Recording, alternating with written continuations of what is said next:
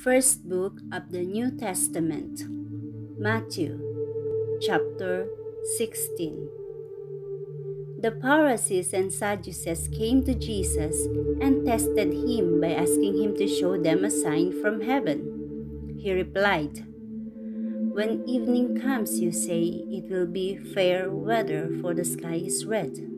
And in the morning, today it will be stormy, for the sky is red and overcast. You know how to interpret the appearance of the sky, but you cannot interpret the signs of the times. A wicked and adulterous generation looks for a sign, but none will be given it except the sign of Jonah." Jesus then left them and went away. When they went across the lake, the disciples forgot to take bread. "Be careful," Jesus said to them. "Be on your guard against the yeast of the Pharisees and Sadducees." They discussed this among themselves and said, "It is because we didn't bring any bread." Aware of their discussion, Jesus asked, "You of little faith, why are you talking among yourselves about having no bread? Do you still not understand? Don't you remember the 5 loaves for the 5,000 and how many basketfuls you gathered?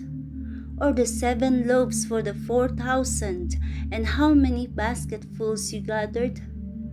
How is it you don't understand that I was not talking to you about bread? But be on your guard against the yeast of the Pharisees and Sadducees." Then they understood that he was not telling them to guard against the yeast used in bread, but against the teaching of the Pharisees and Sadducees. When Jesus came to the region of Caesarea Philippi, he asked his disciples, "Who do people say the Son of Man is?" They replied, "Some say John the Baptist, others say Elijah, and still others Jeremiah or one of the prophets." "But what about you?" he asked. "Who do you say I am?" Simon Peter answered, "You are the Messiah, the Son of the living God." Jesus replied, "Blessed are you, Simon, son of Jonah, for this was not revealed to you by flesh and blood, but my Father in heaven. And I tell you that you are Peter, and on this rock I will build my church, and the gates of Hades will not overcome it.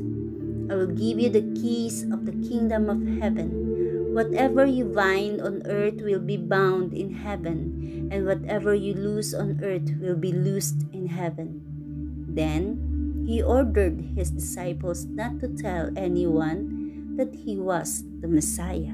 From that time on, Jesus began to explain to his disciples that he must go to Jerusalem and suffer many things at the hands of the elders, the chief priests, and the teachers of the law, and that he must be killed and on the 3rd day be raised to life. Peter took him aside and began to rebuke him. "Never, Lord," he said. "This shall never happen to you." Jesus turned and said to Peter, "Get behind me, Satan. You are a stumbling block to me. You do not have in mind the concerns of God, but merely human concerns."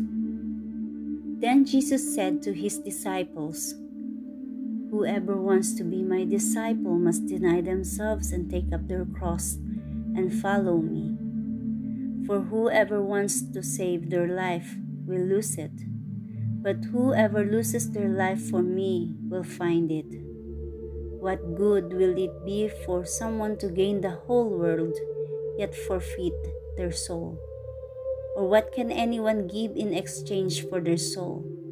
For the Son of Man is going to come in his Father's glory with his angels, and then he will reward each person according to what they have done.